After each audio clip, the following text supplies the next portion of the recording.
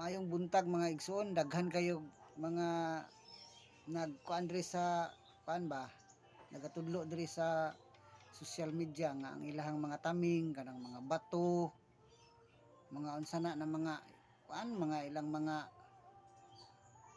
gipang kulintas, no? Kay magsuot daw sila ana, di sila madutlan. Mga igsoon, ang akong advice, no?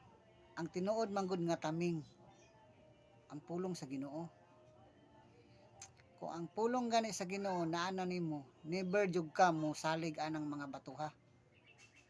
Kanang ilang giingon nga mga bagol, ipang kulintas.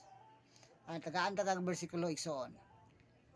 Kung ikaw nagasalig ka karon sa mga taming, sa mga bagol, sa mga mutya, pulong sa Ginoo para nimo.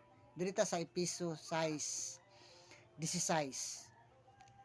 Ang pulong sa Ginoo nag-ingon, dad-a kanunay ang inyong taming nga mao ang inyong pagtuo, kay pinaagi niini makapalong kamo sa tanang nagsiga nga ipana kaninyo sa yawa. Unsa daw ang atong taming?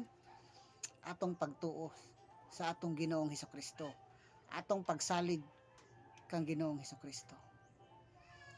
Kay kung ang Ginoo imong gisaligan sa imong kinabuhi, ingon ang Psalms 23:1, the Lord is my shepherd, I shall not want.